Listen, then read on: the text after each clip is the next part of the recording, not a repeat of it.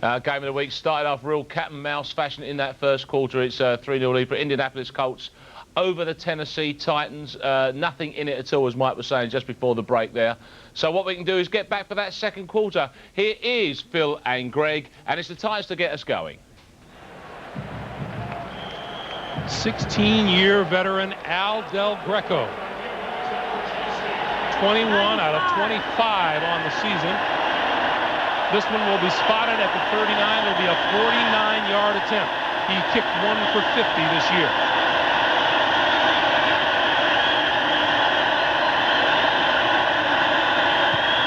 For the tie. And it's good. So the Titans come back and get 3 points on the board. Early moments of the second quarter, and we're all tied at 3, and we're coming back to Indy after this. Coming up on the NASDAQ halftime report, Jim Nance, Craig James, Randy Cross, Jerry Glanville. First half analysis, a look at the playoff picture, and a talk with Jacksonville quarterback Mark Brunell. You know they're going to be cranky, Phil. They didn't have much FaceTime in the pregame. Terrence Wilkins comes across the field, hurdles a tackler, and comes down at about the 23-yard line. Let's check in with Armin Katayan. Armin. Thanks, Greg. You know, when they talk about Peyton Manning, it's always what a student of the game he is. Well, it turns out he's a student of visualization, and that's something that dates back to the days when his father, Archie Manning, played for the Saints, and Peyton would stay home and listen to audio tapes about the game, visualizing what's going on. He does the same thing now. He talks about or visualizes the fakes and how he's going to do with the defenses, in effect, playing the game in his head before he plays it on the field. Back to you. Thanks, Armin. And you saw Archie, his dad, sitting here as he usually does. 3-3 game. First down from the 23-yard line for Indianapolis. Manning, pump fake, throws out here. Edgerrin James with the catch, dodges a tackler out to the 30-yard line. Nice play all the way around. Samari Roll and Javon Curse coming all the way over here to help make the tackle. Nice play by a lot of people. It started with Peyton Manning. They went with a curl and goal at the top. It was not open. He turns all the way to the left side and finds Edgerrin James, makes some people miss, get a positive gain out of it, and there he is, Javon Curse. Haven't heard from him yet today, but I'm sure we will before it's over. Edgerrin James and Javon Curse, old friends in the same area of Florida. 2nd and 2. James, right side, takes a hit as he approaches first down neighborhood. Blaine Bishop and Marcus Robertson coming up. What a good job by this Titans defense. Now, you know, they are worried about it down the field, play action, but here they come on the blitz. Marcus Robinson, nice tackle. Blaine Bishop. There's Javon Curse, number 90. Well, he's coming inside on the stunt, so it's not what you think. Ken Dilger brings him down inside because those safeties were coming outside to make the tackle. Close enough for a measurement. This looks to be about a yard shy, and it is. You must have your binoculars out today. Of course, you said it when they stretched the chain over the ball. You're supposed to, like, predict. Timing is everything, Mr. Sims. So it'll be third down. I'm sorry. You know, as I look at these coaches today, I look at Jeff Fisher. We talked to him yesterday. He says, we're coming in here, we're loose. We expect to win this game. Neither team been burning up the third down opportunities today. Edgerrin James. He didn't get there. A fired-up Titan defense led by Henry Ford, number 92, and Doug Coleman, a linebacker out of Nebraska. Well, the Titans playing run all the way. They just manhandle the line of scrimmage, send more people than Indianapolis can block. They stop Edgerrin James short of the first down. And that's something that's different for the Indianapolis Colts. They've been in third down situations fewer than any team in the National Football League this year. Derek Mason standing at his own 21 for the punt from Hunter Smith.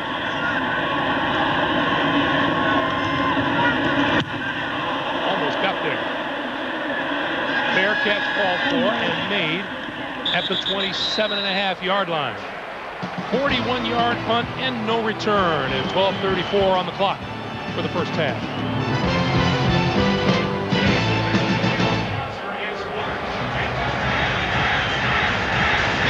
Greg Gumbel, Phil Simms, Armin Katayan, and the rest of our Ace CBS Sports crew here at the RCA Dome in Indianapolis. 3-3 tie and not much offense so far by either side.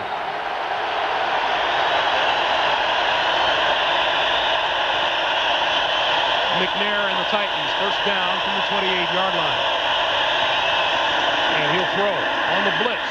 Near side, complete to Yancey Thigpen, and Thigpen forward to the 35-yard line. Jason Belzer with the stop, and Jeff Burris on the blitz off the near corner. That's right, Greg, and Steve McNair saw it. The blitz coming from his right. That's why he sees it. He has to get rid of the football, throw it short. Yancey Thigpen, nice catch, good tackling. Watch Jeff Burris, number 20. Here he comes. Usually you do this blitz to the backside of the quarterback. This time they come from his right. That's why Tennessee had a good play.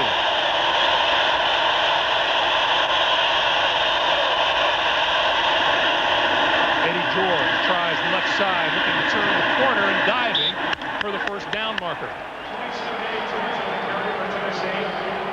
Well, that's something that Tennessee, I think they do very well. They stay with their running game, but watch as Eddie George comes to his left.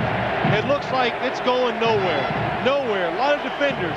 And Eddie George with his size and just a consistent effort by the offensive line up front, he falls forward and gets a lot of 3-yard gains out of nothing.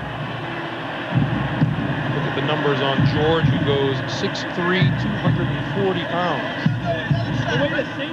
And when you meet him, would you say he's a little imposing when you meet him physically? No, he's more than just a little. Yeah, really, just an incredible, well, he's a tremendous athlete, and then when you see him in person, you just go, wow, that's a running back. I found myself saying, thank God he's a nice guy. Yeah. Look at big John Runyon, the right tackle. He goes 6'7", 320. He's not very nice. First down, Tennessee. The crowd trying to inspire the Indy defense. George on the draw play. Just barely back to the line of scrimmage before Larry Chester makes the stop. Well, we had a chance. Larry Chester on the tackle there, but we had talked to Ellis Johnson right beside Larry Chester, number 62, and he came in the room so animated, so excited. He sits down, he goes, stop the run. I'm ready. Let's get in. This is just about us and them, and we're going to stop the run if that's the last thing we do. And we've always said it many times. That's all this defensive line has heard for 2 weeks. Can you stop the run? On second down, McNair going to roll and throw, and incomplete, batted down by Jeff Burris, number 20. Pass intended for Kevin Dyson.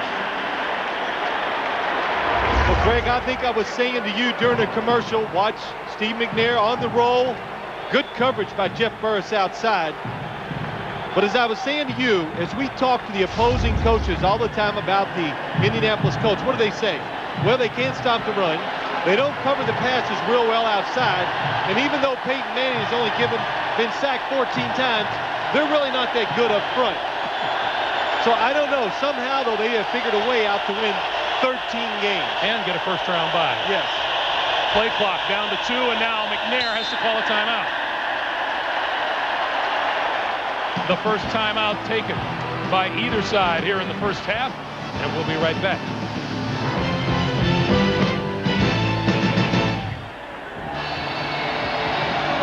I think this crowd is excited about a 3rd and long situation for the Tennessee Titans.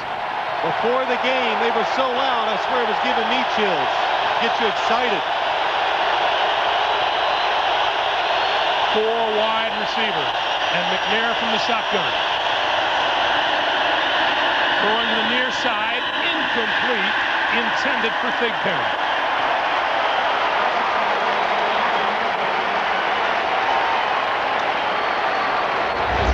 Good protection that time by the offensive line. Steve McNair looking to his right. Yancey Thigpen, but doing the smart thing, being very careful with the football. Don't take a chance The way the game is going, 3-3, a turnover could really change things. So good play by Steve McNair. Speed burner, Terrence Wilkins back inside his own 15-yard line. High floater, and a fair catch is called for and made at about the 14-yard line. You're watching the NFL Game of the Week on Channel 5, and of course these two teams are going at it for the honour of playing at Jacksonville against the Jaguars in the AFC Conference Final. However, next week's Game of the Week will come from the NFC, and it's our first chance this season to have a look at the St. Louis Rams. Absolutely unbeatable in the regular season, but can they do the honours against the Tampa Bay Buccaneers? That is going to be the big deal. That is going to be the championship game that we will cover here next week as our Game of the Week, on air at 12:15. But for now, let's get back to this game. From the 15-yard line, Edgerrin James, right side and room to run. Across the 25, out to the 29-yard line, and a first down. That is one thing that this Titans defense did not want to see, is don't let Edgerrin James outside, because that's where he makes all of his big running plays. When he gets on the edge, he has the great ability to make defensive backs miss and then get a 10-yard run and turn it into a 50-yard run. Well, look at how his numbers compare so far today with Eddie George.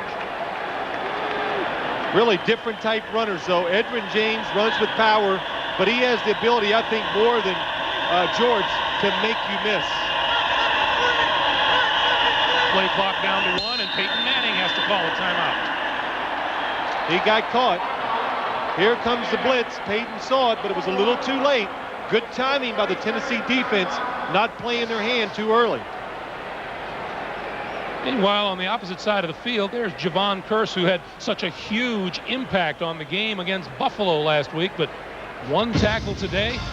Well, let's look at what he's done today. You're right, Greg. Big impact on the game last week. So what does that mean? Well, that means you get a lot of attention paid to you.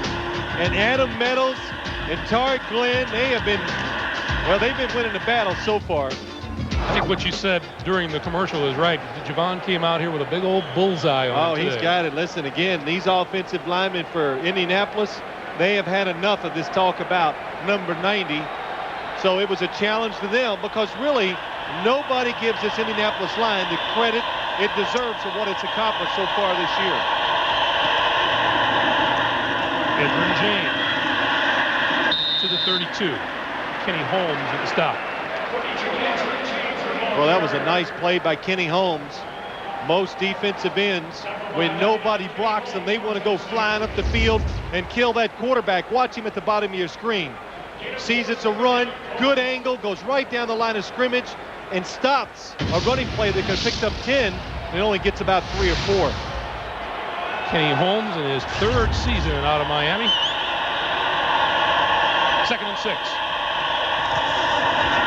On the blitz, getting away, and it's a pass interference call going against the Titans. Denard Walker grabbing Marvin Harrison.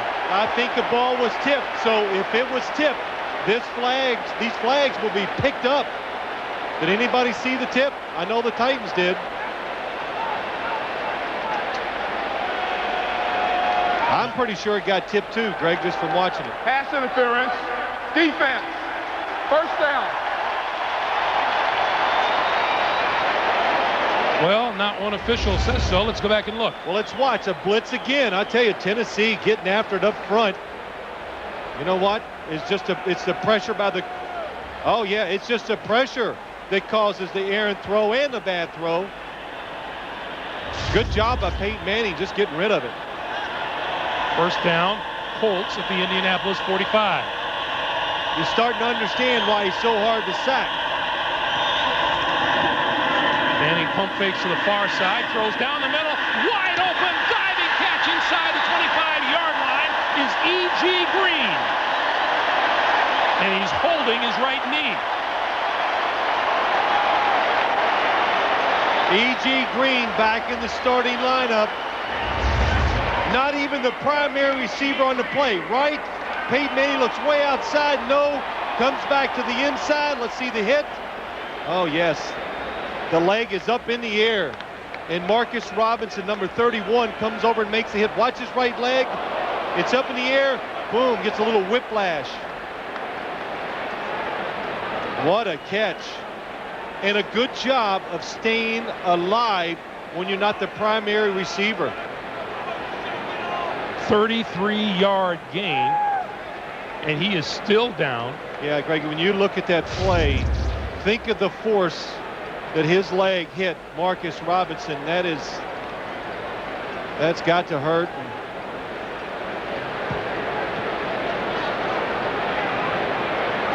Well, while they're tending to E.G. Green, we'll take a break and come back with 8:28 to play in the first half.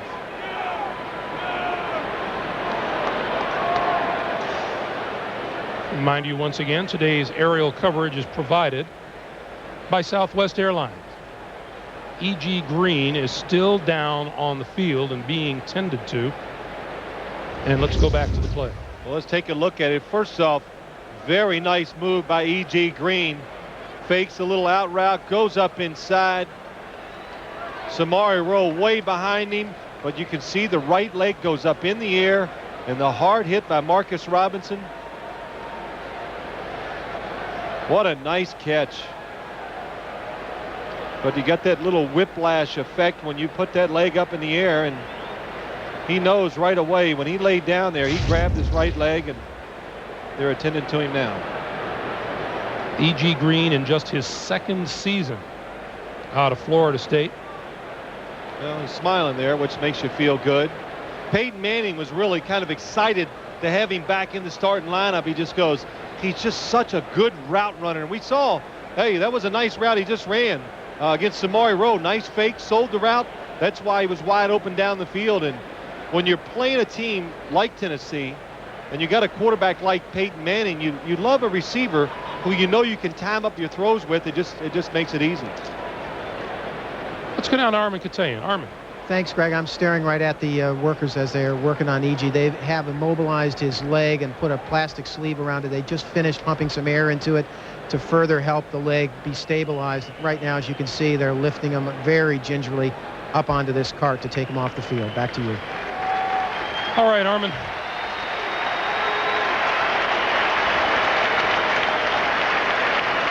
So the crowd of more than 56,000 giving a hand to E.G. Green.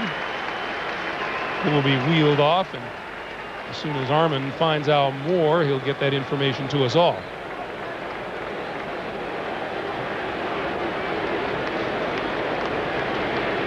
Well, the Colts, dynamic throwing the football down the field. They're going to miss E.G. Green, but they have Terrence Wilkins and Jerome Pathon. And, of course, Marvin Harrison. So they'll still be able to run their 3 wide receiver sets and do whatever they want in their passing game. 78 Tarek Glenn came over, gave him a pat on the head. He shook hands with number 81, Marcus Pollard. You know, Greg, we always hear all this team is close and all those type cliches when you talk about sports teams. But when you go and you hang around this Indianapolis Colts team, nice hand by the crowd, you can see they are close. They're young. They've experienced them. That's it. Get them going.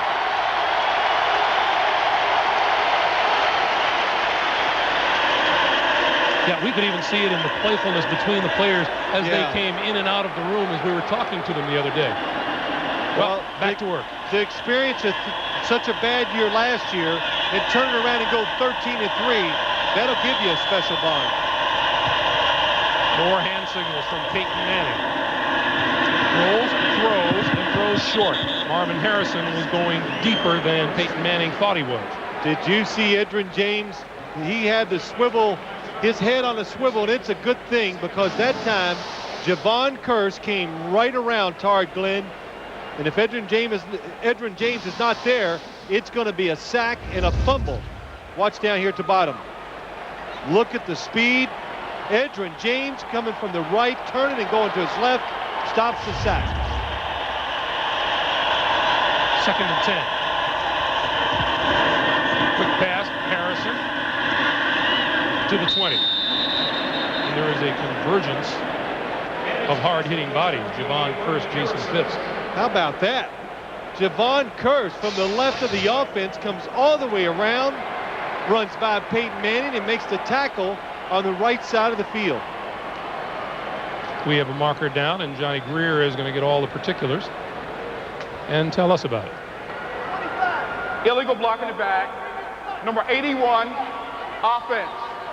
Still second down. Marcus Pollard guilty of the penalty. You know what happens a lot of times, too, is you run some of these plays. That time was a little screen to the outside. You run these plays, and they really look good during the regular season. You know why? Because you're playing against a lot of teams that are not that good. Then you come into a game like this, a good defense, good players, they stop a lot of those little trick plays. Javon Curse on the sideline, second and long.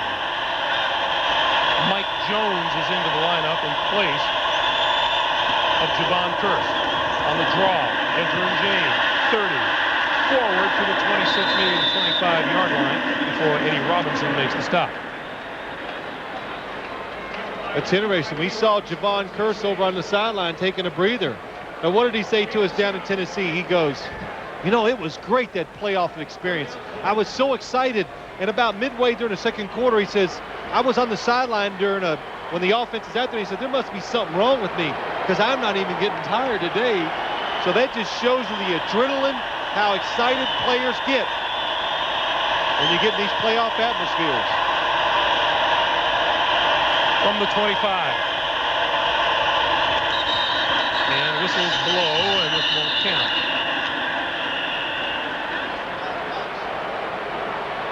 Prior to the snap, false start, number 73, offense.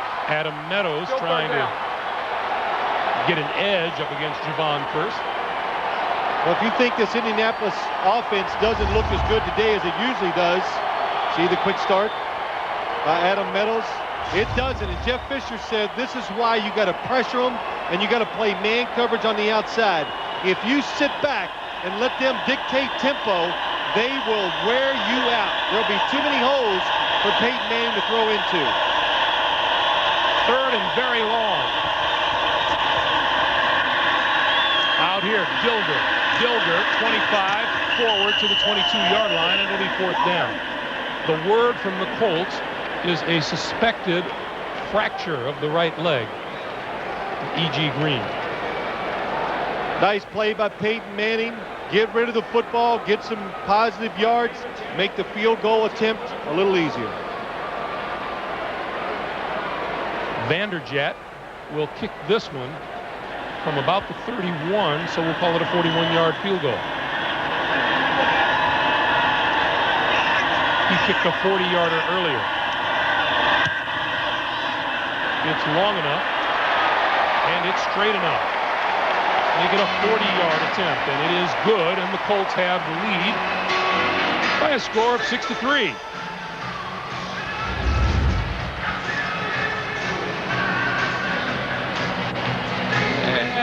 He'll take it.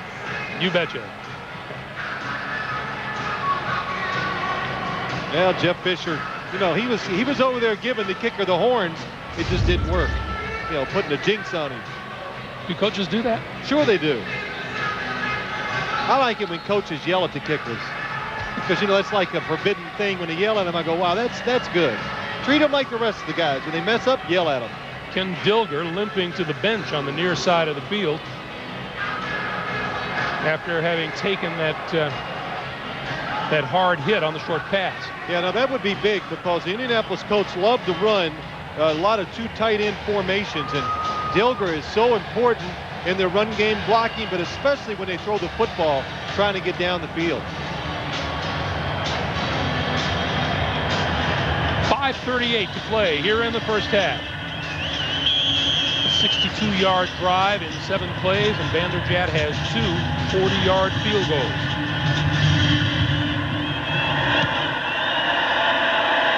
Derek Mason from the goal line.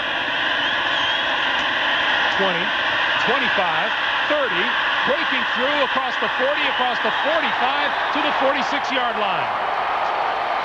Tony Blevins and Spencer Reed finally tracked him down. Jeff Fisher thought coming into this game, we have an advantage, and that is on special teams. He thinks they're a little faster than Indianapolis Colts. And watch Mason, good job. Sees the blocking up front. Nice hustle, good job by the returner of just going straight ahead and getting those positive yards. And Steve McNair, he knows it's a lot easier to operate that offense from out near midfield. Hey, I see field position. Alan Lowry, special teams coach of the Titans.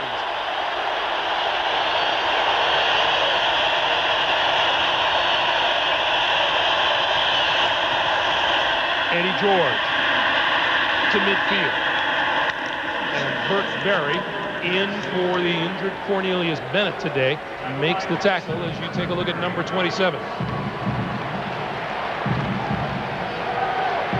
Well, that's a little different. The one place Eddie George usually has great success is over the left side, but today doing it right up the middle, a little better than the other sides.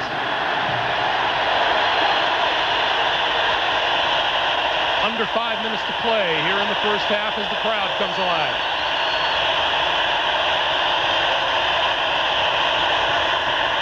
McNair, shovel pass, incomplete. That pass intended for Frank Wycheck. Phil, that looked pretty ugly.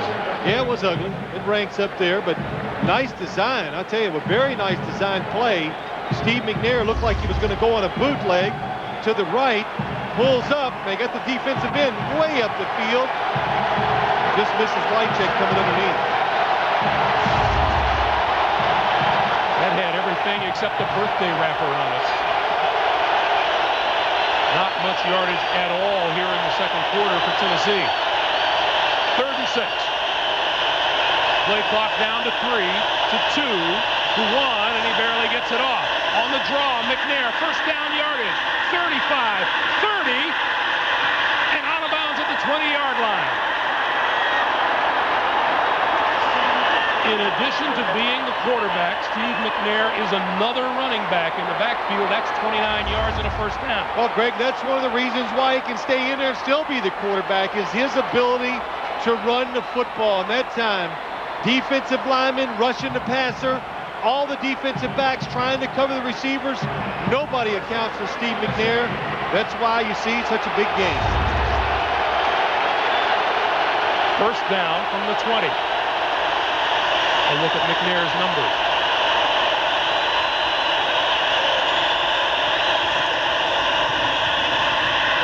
Eddie George bounces off a tackler, picks up maybe a yard, and Michael Barber with the stop.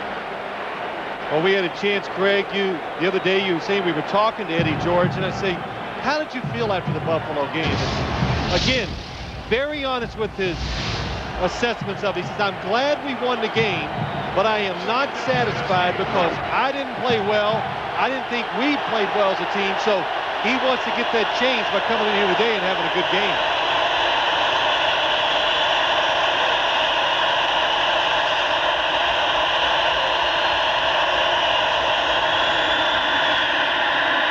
McNair pulls it back down and now throws over the middle, in the air, incomplete at the goal line. Intended. I don't think Yancey Thigpen was his first intended receiver, but he was there at the end. That was trouble, trouble, trouble right from the start. Anytime, Steve McNair, you're playing quarterback for the Tennessee Titans. Run the football, be real smart in your decision making, and never take a chance like that. Jeff Fisher says, no matter what he does today, if he throws the ball down, late down the middle of the field, if he does it a couple times, I'll take him out. So that is a no-no in the Titans offense. Here is a big third down. Third best red zone offense, and McNair has to call a timeout with the play clock again winding down. That leaves Tennessee with one timeout remaining here in the first half. And coming at halftime here on Channel 5 in our NFL coverage, we have the weekend games, highlights of those, which includes an amazing scoreline between Miami and Jacksonville, and a really, really close show between Washington and Tampa Bay. And if you were one of over 30,000 people that entered our Super Bowl competition, it could be you at halftime. Make sure you stick around for that.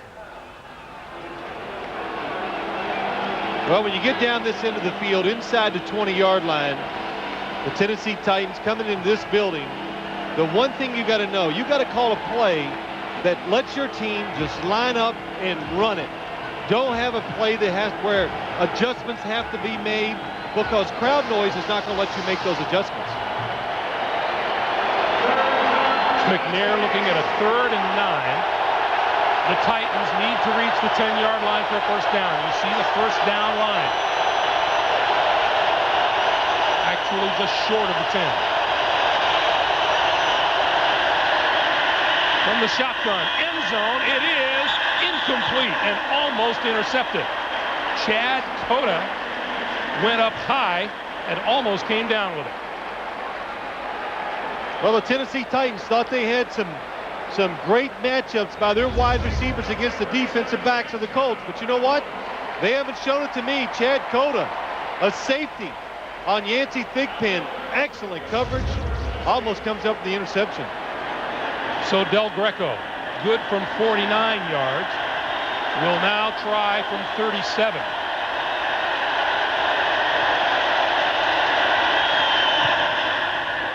And it's good. So for all the offensive powers that are in the stadium today, we've had 4 field goals and a 6-6 tie. I like it. It's exciting. It's nervous. It makes me nervous because what you can see is that it's just hard for any team, either team, to execute against the other defense. Both defenses, good game plans, a lot of emotion, and they are attacking. They're not sitting back trying to react what the other team is doing. They're just going after them and dictating the pace of play. Yeah, the 6-6 tie doesn't mean that the teams are laying back and not trying to accomplish anything. Hey, these offenses, believe me, they're trying. Even Tennessee, I think, has been a little more aggressive in their play calling today. It's just that this defense that just couldn't do it, the Indianapolis Colts, it's been impressive so far here in the first half. That's Terrence Wilkins. We were here in Indianapolis back against Miami in October when Wilkins returned to kickoff 97 yards for a touchdown. Wilkins from the goal line. Tries to turn the corner, gets inside across the 15 to the 18-yard line. Well, the crowd got a little excited because somebody grabbed his face mask and it was not called. So here comes Peyton Manning. Let's see if we can find the face mask on the kickoff return by Terrence Wilkins. Anthony Dorsett, number 33. Well, he touches it. And when you're running as fast as he is running down the field, if you touch somebody's face mask, it's going to make his head move. So Manning has 3 minutes and 3 seconds and 2 timeouts with which to work. Edgerrin James out to the 20.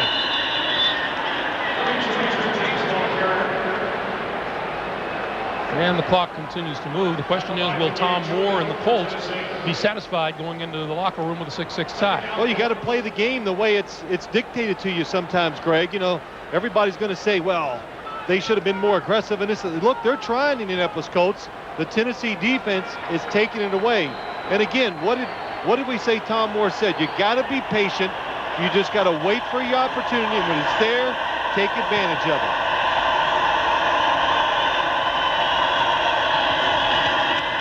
Straight drop from Manning and now rolls right and throws. He's got his man. 35, 40, out of bounds at the 42, 43-yard line. Terrence Wilkins. He had Edgerrin James short and Wilkins about 10 yards deeper behind him. Well, what made that play? Peyton Manning sensed trouble right from the start. As soon as he dropped back, and he was right, it was trouble. He had to get out of the pocket to make the completion. But Terrence Wilkins and Danon Sidney, because of the man coverage, is behind Terrence Wilkins, finally catches up to him, throws him down, and the crowd says, where's that penalty? We've come to the 2-minute warning. 2 minutes to play here in the first half of this playoff game. Tennessee and Indy tied at 6.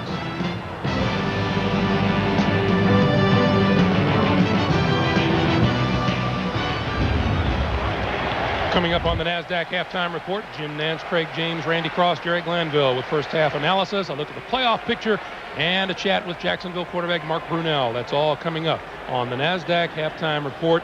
I tell you can't get a game that's any more even than this, and add to that the fact that Tennessee has run 24 plays on offense, Indianapolis 25, and they have both thrown the ball 13 times. Well played first half by both teams so far.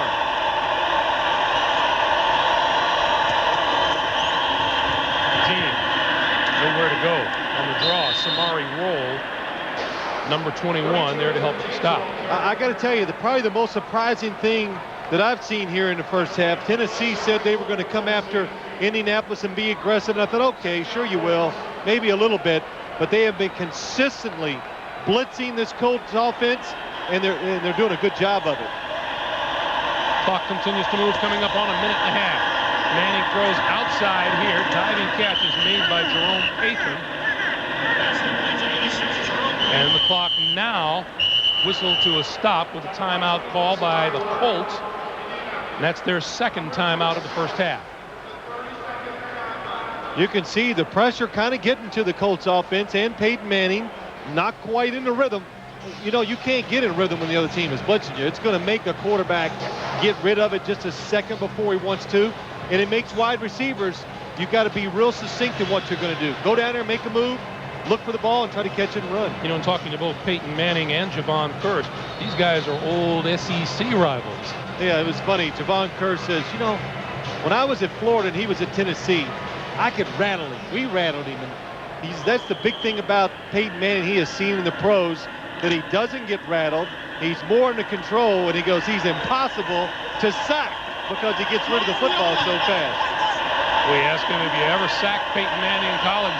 Never did. Still looking for his first sack of Manning. 3rd and 8. On the blitz. Bishop gets there late. Pass is complete inside the 45-yard line to Marvin Harrison. That was 11 yards. Sorry, Craig. Another blitz by the Tennessee defense, but picked up that time. Easy completion for Peyton Manning. Manning with a bullet on a slant, and it's incomplete. Intended for Marvin Harrison, and Denard Walker was the cover man. That stops the clock with 61 seconds to play in the first half. It's just as well. Probably would have had to call a timeout, but only gained about 5 yards. Indianapolis still with one timeout, so when you got one timeout with 1:01 to go, anything, you can throw it in the middle of the field, do whatever you want offensively. Vanderjagt has kicked a 53-yarder this season. Manning with time, throws short, complete inside the 35 is Jerome Patron for another first down. Clock continues to move, 50 seconds to play. A lot of time.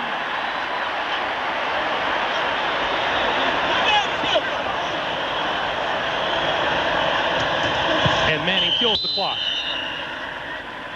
You know, I think that's the big thing is always as a fan, I sit at home and you hear people yell, come on, hurry, what are you taking so much time for? Trust me, these guys know. They work this formation or this situation so many times. 40 seconds is a lot of time, especially when you have one timeout left. Talk to the Buffalo Bills about leaving time on the clock. Oh, gosh. I can't bring that up. 2nd and 10.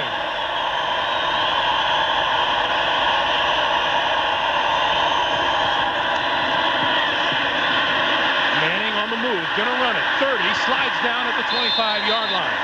Colts will have to get up and get back into position. This is a 3rd down play. Let's see if Manning just stops the clock for the field goal. No, quick pass over the middle. First down inside the 20 to Marcus Pollard. Should call the timeout. Wasted way too much time. Under 10 seconds. Manning kills it. Or did he?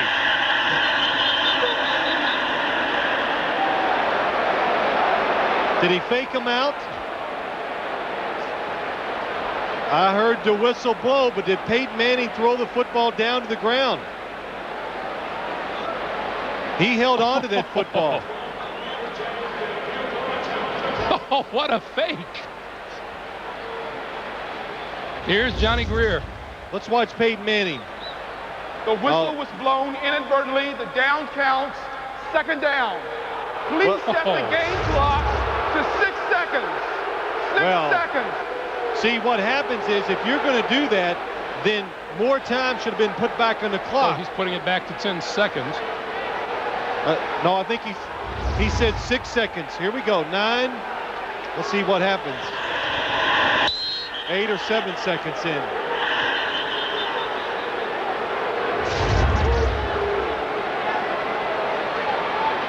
I don't believe I've seen a quarterback do that.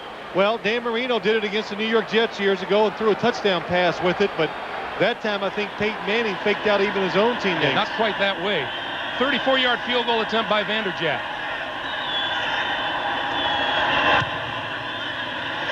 And the kick is good to give the Colts a 9-6 lead.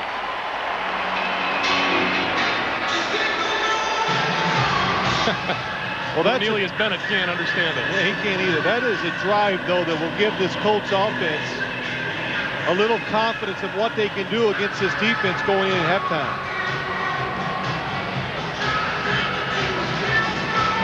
Let's go back to the play where Manning walked up to the line, and everyone felt that he was going to spike the ball to stop the clock. He did not. I didn't think he did, but when I heard the whistle blow, watch the fake. You know what I want to say is he's got way too many moves for a second-year quarterback. That's what I really want to say. He has got everything working. He's got all the tricks. You almost feel like well, I don't know if you can go to the referee before the game and say, if it ever comes up, be careful of this. Oh, I think Greg, that's a good point. Sometimes when you have a play that could fool the officials, absolutely, you better alert them before the game. And if you got a special play, a flea flicker, something where a guy's going to fall down and get up or to try to trick people, you let them know so they won't get fooled and blow that whistle.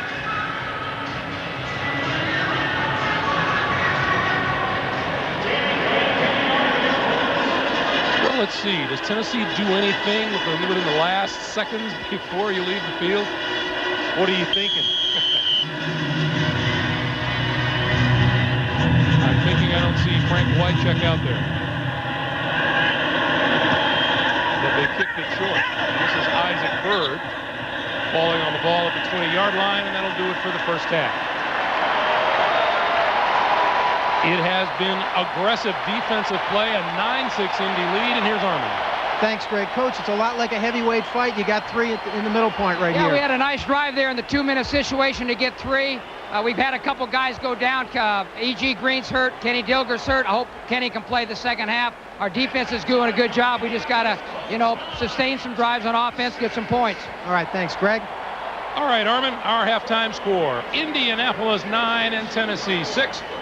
Yes, indeed, that is the score. And Mike, if the whole objective of football was to actually get players into field goal positions, that's how you score. This would be a great game, wouldn't it? It would. But, the funny part is Indianapolis is leading, but the game is going Tennessee's way, and the breaks are going Tennessee's way, as we just saw, because Manning did just an incredible job of faking that ball. And I really hate it when they stop a play like that, because of their mistake, and penalize the team losing the down and the time because of it. I mean, that's reviewable. In my mind, that's reviewable, and then you'd at least take the whole thing over. Oh, as long as the officials have saved face, everybody's happy. In the first quarter, we said it was a good sign for Tennessee that they were throwing to the wideouts. Another good sign for Tennessee is that Steve McNair is running the ball. Yeah. And they got him on a quarterback draw. I think he's a better runner than Eddie George, to be honest about it, especially in the broken field. And watch this play, because it's quite a simple play.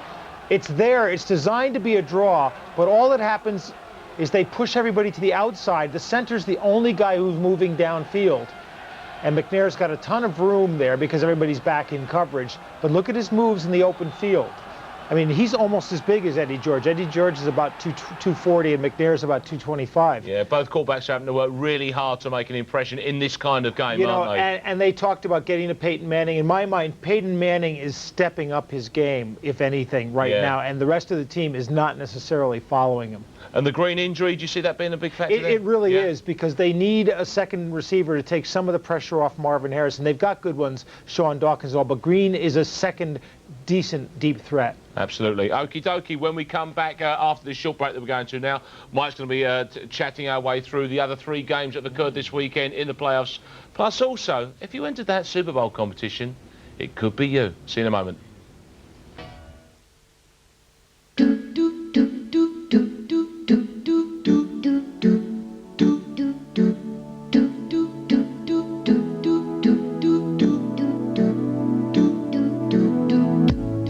Last year, Lloyd's TSB Foundations put over £26 million back into the community,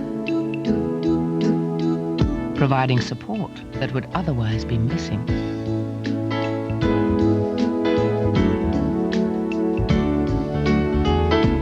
How can we help you live your life? Lloyd's TSB. Your life, your community. Today's the most boring day I've had today. I crumbled, I had a fag. And the other thing that didn't help was the kids. I don't know where to put my patches. And I needed that this morning, I needed the patches. Call 0800 169 0169.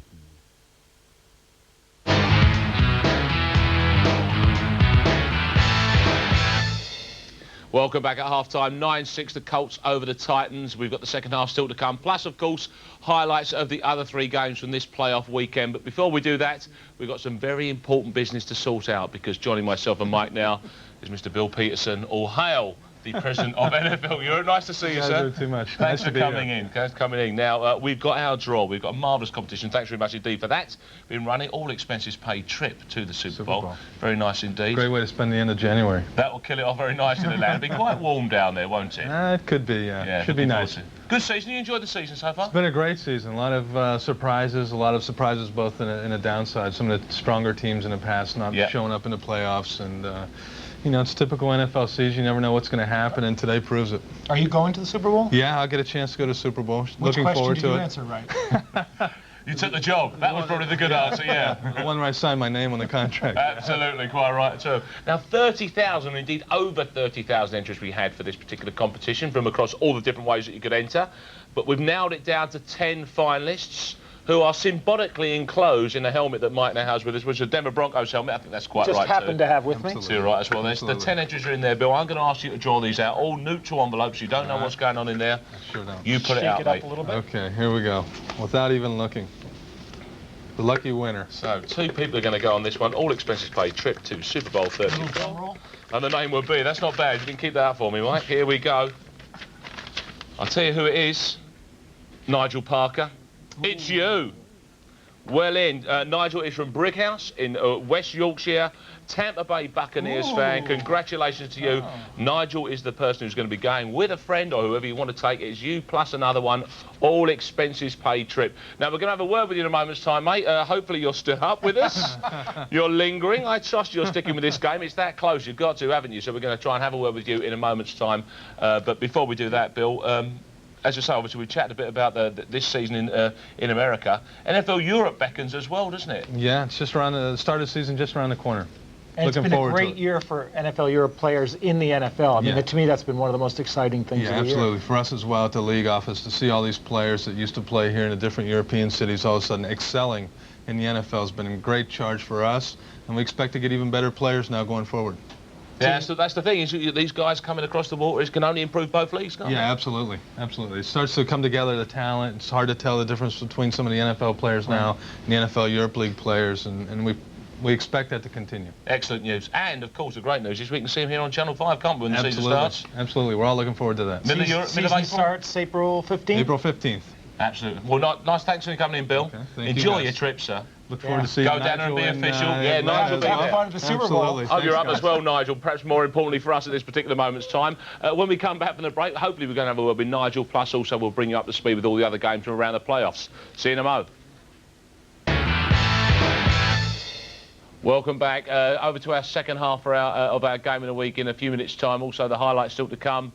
But Nigel did the honourable thing, and he stayed up. Nigel Parker is the winner of our Super Bowl competition. Well done, sir, and good evening to you, or good morning. Are you there, Nige? Hi. Hello, fella. How are you? Good morning. Yeah, great, thanks. Well, congratulations, I suppose, at the starting point. Well done. How about it? So, first of all, tell us, who is going to be the lucky other person going with you? My wonderful wife. Ah, is she a fan?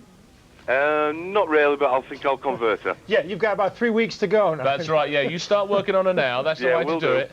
Well, I tell you what, it's going to be a hell of a great weekend for you as well. And, of course, Tampa Bay fan, it could be your team as well. Yeah. What do you think? Think they've got a chance? Yeah, I think so. Yeah.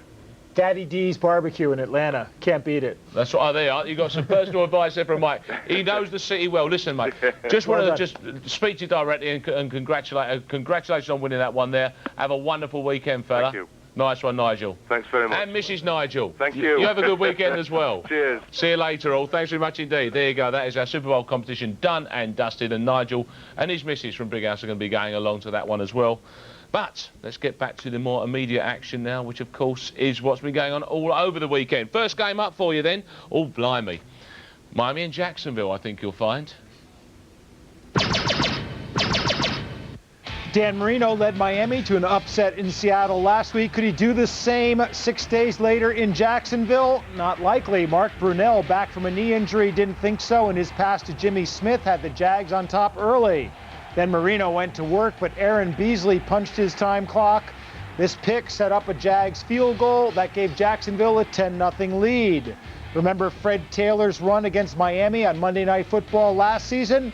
Try this one on for size. Calvin Jackson misses Taylor and takes out Zach Thomas, and it's off to the races for Fred. He goes 90 yards. That's an NFL record.